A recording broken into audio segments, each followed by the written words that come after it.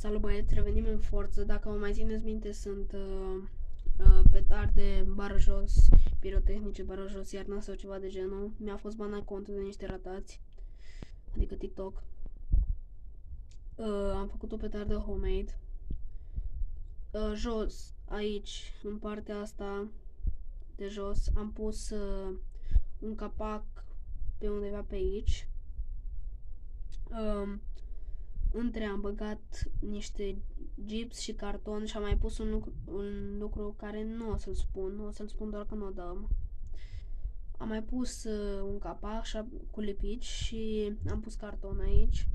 N-a ajuns la praf încă. Aici am pus niște carton, după aia am pus capacul, fără lipici, din păcate am uitat.